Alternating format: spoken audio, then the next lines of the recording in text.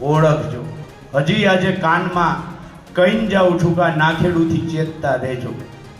નાખેડુનું કામ શું છે?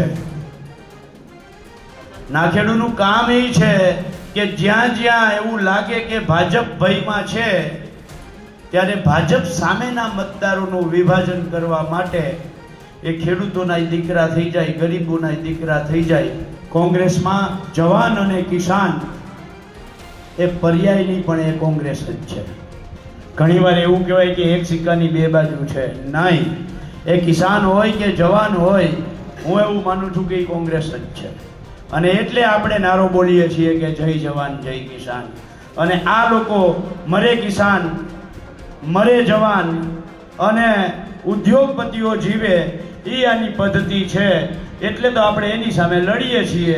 અને આ લડાઈમાં મંચસ્થ લાલજીભાઈ દેસાઈ, લલિતભાઈ, વિક્રમભાઈ અને મંચસ્થ તમામ આગેવાનો અને આપ સૌ વિસાવદર વાસીઓ જેને આજથી 6 મહિના પહેલા મારી એક વાત નહોતી સાંભળી એવા તમામ વિસાવદરના ખેડૂત ભાઈઓ, હું આ વિસાવદરના ગામે ગામ નીકળ્યો, ગામે ગામ જઈને કહ્યું કે ખેડૂત ભાઈઓ આ આવ્યા છે એ નાખેડું છે।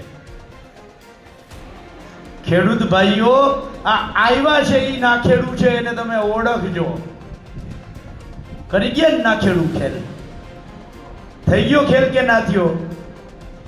હું હમણાં જ અહીંયા મારા નામના પોકાર થતા હતા ને હું ત્યારે ટીવીમાં ડિબેટમાં બેઠો હતો અને પૂરી થઈ પછી વેપારીએ મને કહ્યું કે અમારા ધારાસભ્ય ચૂંટાયા પછી અહીં ગોઈતાય જડતા નથી। અમે વિસાવદર માટે ચૂંટ્યા છે કે આમ આદમી પાર્ટી માટે ચૂંટ્યા એ અમને ખબર પડતી નથી। હવે આ દુકાનવાળા ભાઈ આવું મને કહેતા હતા, સાચું ખોટું વિસાવદર જાણે અને ભગવાન જાણે। પણ આજે હું ફરીથી કહું છું કે આ નાખેડું છે એને ખેડૂતોએ ઓળખવાની તો જરૂર છે। ઓળખજો, ઓળખજો। હજી આજે કાનમાં કહીને જાઉં છું કે આ નાખેડુથી ચેતતા રહેજો। નાખેડુનું કામ શું છે? નાખેડુનું કામ એ છે કે જ્યાં જ્યાં એવું લાગે કે ભાજપ ભયમાં છે ત્યારે ભાજપ સામેના મતદારોનું વિભાજન કરવા માટે એ ખેડૂતોના દીકરા થઈ જાય, ગરીબોના દીકરા થઈ જાય અને એને કાર્ડ વેચે અને નવા નવા વચનો આપે। મારે આજે પૂછવું છે વિસાવદરની એક ઘટનાને લઈને। એ નાખેડુ ભાઈએ પોતાની ફેસબુકમાં એક પોસ્ટ મૂકેલી છે ઓલા બેલા કાંડ બાબતે। આજેય છે એ પોસ્ટ, આજેય છે કે જો 2 દિવસની અંદર આ બેલા નહીં હટે તો હું આમ કરીશ ને તેમ કરીશ। એ પોતે વકીલ છે એવું કહે છે હો। કારણ કે ઓલો ચૈતર વસાવા જેલમાં ગયો ને ત્યારે આઈ કાર્ડ લઈને પહોંચ્યા હતા, તમે બધા વિડીયો જોયા હશે કે હું વકીલ છું, મને કોર્ટમાં જવા નથી દેતા। તો ઈ વકીલ જ્યારે હળદરમાં ઘટના બની તે દિવસે સાંજે રાજકોટમાં જ હતા, બીજા દિવસે મારા એક ખેડૂતને છોડાવવા માટે કેમ હળદર ના ગયા? ત્યાં તો અમારા કિસાન કોંગ્રેસના ચેરમેન પ્રતાપભાઈ ડોડિયા, જિલ્લાના પ્રમુખ હિંમતસિંહ કટારિયા અને રાજકોટથી ઇન્દ્રનીલ રાજ્યગુરુ ત્યાં હળદર જઈ અને ડીએસપી સાથે વાત કરે છે કે આ નિર્દોષ ખેડૂતોને શું કામ ભાઈ તમે હેરાન કરો છો, અને રાત્રે 9 વાગે છોડાવે છે। તો આ જે પોતાની જાતને વકીલ ગણાવતા, હાલતા ચાલતા, ભલે ક્યાંય કેસ ના લડતા હોય પણ કાર્ડ લઈને રખડતા ભાઈને મારે પૂછવું છે કે તમે ત્યાં કેમ ના ગયા?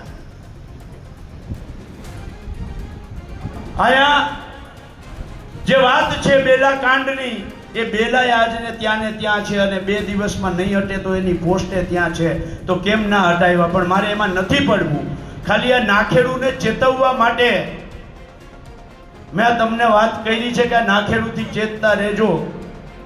પણ મૂળ મહત્વની વાત આજે અમે જે લઈને આવ્યા છીએ એ છે કે જે રીતે છેલ્લી 7 સિઝનથી ગુજરાતનો ખેડૂત કાં તો કમોસમી વરસાદ, કાં તો વાવાઝોડું, કાં તો અતિવૃષ્ટિનો ભોગ બને છે।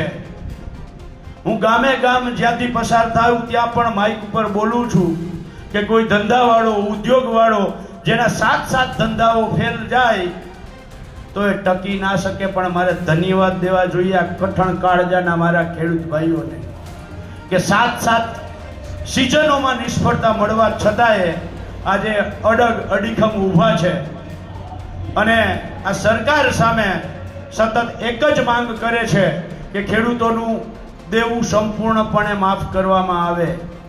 શું કામ માફ કરવું જોઈએ?